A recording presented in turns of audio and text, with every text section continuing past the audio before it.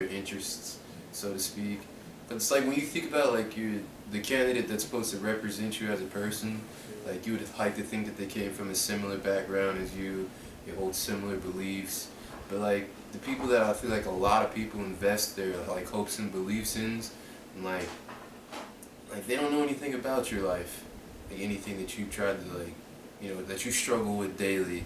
Like they read a memo or something, and they see like maybe a 15-minute snippet of someone like you on TV, and they say like you become like the picture of like their campaign. Like I'm gonna help this person, but in reality, like the void between you and them is like so great. So I don't really understand how you can like depend on someone like that to cater to your needs.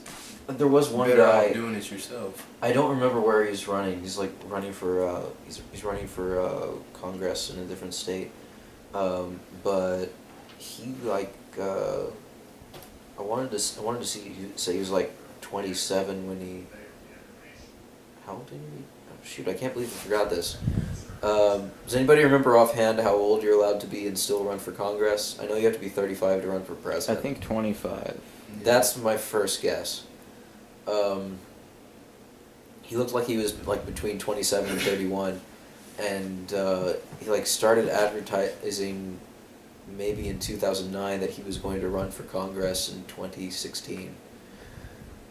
And that's really admirable because that gives us plenty of time to look into who this person is. One of my thoughts on elections, it's so much energy and attention gets funneled into the presidential election, which really like no individual has any say on. Like you're such a small, minute like percentage of the vote for that. Yet really like the people that represent you more directly, like local level. Yeah, like state representatives and Those stuff. Those are people like, who affect your everyday lives, yeah. Yeah, way more, but most people don't know. It's overshadowed. Right, and judges too. It seems like the places where they elect judges, you'd think the judges would be less harsh, but those are some of like the worst judges, the ones that like lock people away for so long for victimless crimes and stuff. That's because like when you think about judges in that regard, they're doing it almost like a score sheet, where it's like the more convictions you get, like the higher list. Because I mean, I'm pretty sure That's judges, yeah, I mean they think about it like I've sentenced to people to like maybe 12,000 years altogether in my career. Because like when I find like with dealing with the legal system, like whenever you find yourself in trouble, you're better off finding a judge that is like about to leave the bench because they tend to be a little more lenient on their way out.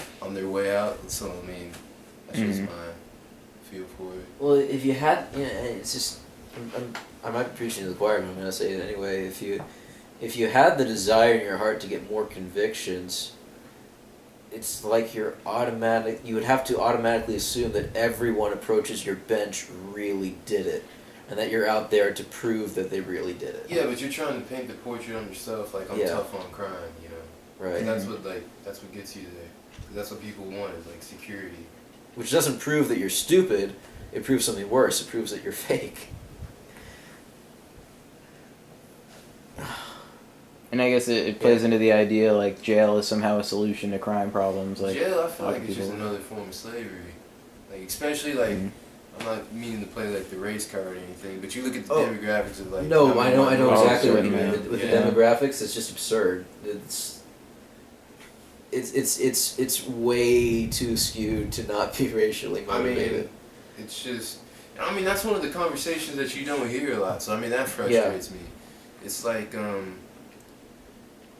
when you think about the news and like mainstream media and everything, it's like what they focus on. It's like honestly, like I don't mean to talk badly about the event, but like the Malaysia 370 flight and everything. How much airtime was was focused on that, while in the same time everything was going on in the Ukraine. But I'm pretty sure if you did a study on like how much people focus on the Malaysia thing as opposed to the Ukraine thing, it's like. Well, but I don't even watch. I pretty much don't watch news on TV anymore because it's spoon feeding you. Yeah.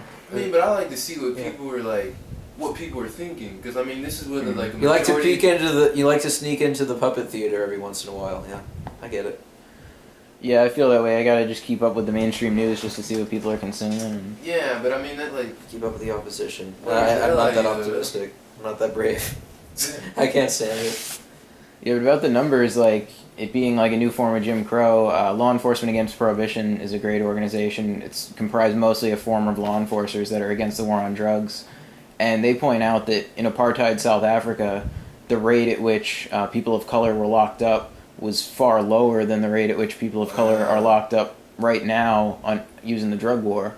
And it's like there were openly racist laws that targeted less people of color than the supposedly like colorblind laws that are still just throwing people in through the jail system. But I mean, you think about that system, it's like once you're in there, it's just like a cycle. It's basically like a life choice at that point. Yeah, you go in there for smoking pot, then you get out and you know how to hotwire a car. But then again, that's not a good analogy because then you'd have to assume that as soon as you go into jail, you suddenly want to do crime. That's not. Well, there's something called the labeling theory of in criminal justice that when somebody gets labeled as a criminal, that the system is going to identify them as a criminal. And it's true, like if police pull you over and run your name and they saw that you have an arrest, even if you were found not guilty, they still see that arrest and they're judging you based on that. So. And then it's like you can't find a job, so like chances are you gotta go back to what got you there in the first